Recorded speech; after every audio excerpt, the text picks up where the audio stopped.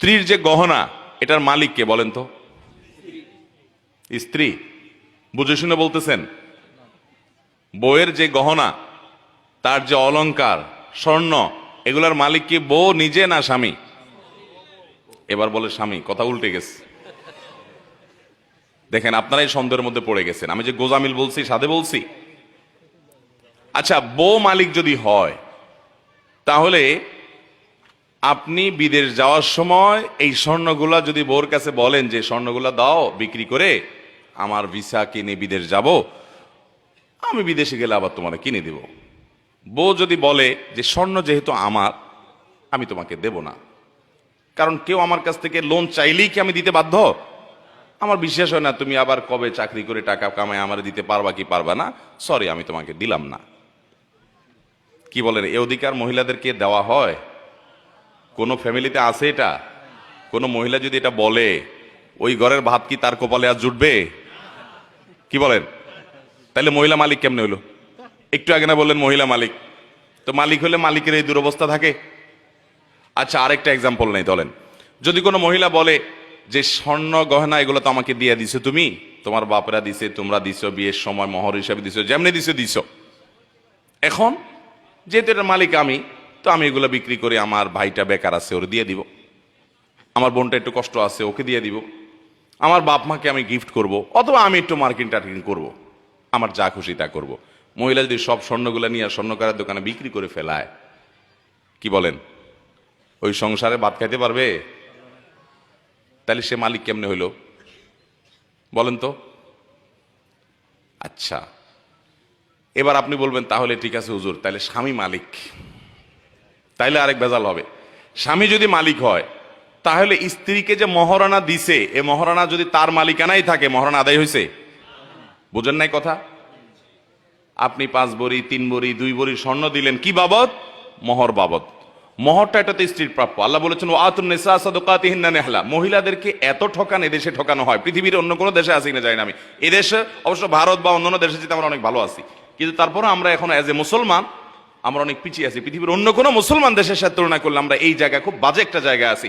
মহিলাদের অধিকার আমরা নষ্ট করি, ধ্বংস করি। আল্লাহ বলেছেন ওয়াতুন নিসা সাদকাতিহিন্না নিহলা, মহিলাদের মোহর এটা তাদের প্রাপ্য অধিকার, আদায় করে দাও। কয়জন মায়ের পুত বাপের পুত আছেন এখানে? হাত তুলে বলতে পারবেন বউয়ের মোহর সব আদায় করে দিছে? হাত তুলুন তো দেখি। এরকম বাপের পুত যারা আছেন হাত তুলুন দেখি। দেখেন, একজন বাপের পুত পাইছি, আর সব মায়ের পুত।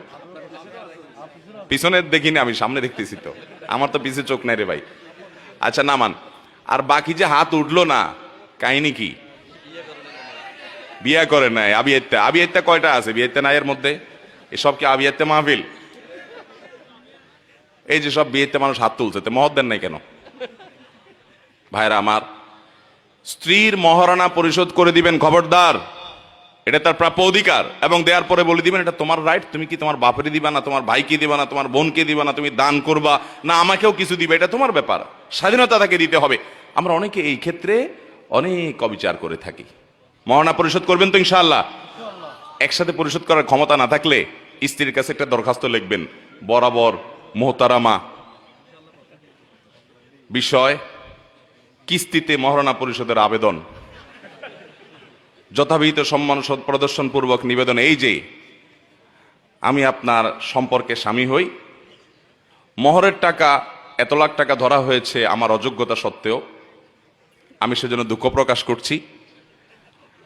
একসাথে আপনার মোহর পরিশোধ করিবার সামর্থ্য আমার নাই, অতএব আমি কিস্তিতে আপনার মোহর পরিশোধ করিতে ইচ্ছুক, বিধায় আমার দরখাস্ত মঞ্জুর করিয়া বাধিত করিবেন, বিনীত নিবেদক আপনার অধম স্বামী।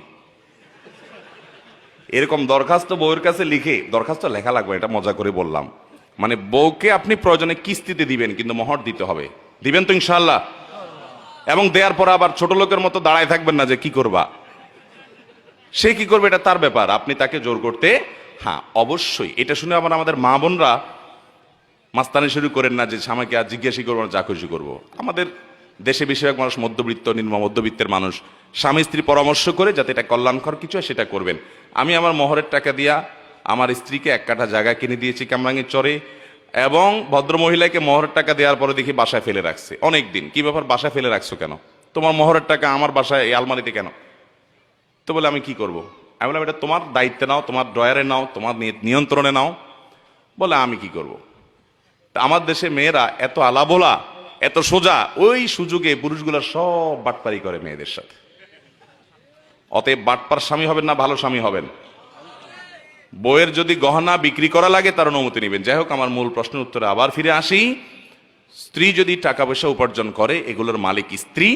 তবে স্বামী যদি তাকে নিষেধ করে, অনুমতি না দেয়, ইসলামী শরীয়তের দৃষ্টিকোণ থেকে তিনি বাহিরে চাকরি বা জব করবেন না। কিন্তু অনেক নারী আছেন যে বাবা মার সেবা করা দরকার, বাবা মার অর্থনৈতিক দুর্বলতা আছে, আর্থিক দুর্বলতা আছে, তিনি হেল্প করতে চাচ্ছেন, তিনি শরিয়ার পর্দা মেনে যদি কিছু করতে পারেন, এটা খুব টাফ। শরিয়ার পর্দা মেনে চাকরি এত সহজ না, বলা যত সহজ। যদি সেরকম সুযোগ থাকে তিনি করতে পারেন, তিনি করবেন, এবং তার সে সম্পদের মালিকানাও তার হবে। এটা সর্বাবস্থায় মহিলারা চাকরি করলেই হারাম হবে এরকম বলা সহজ নয়।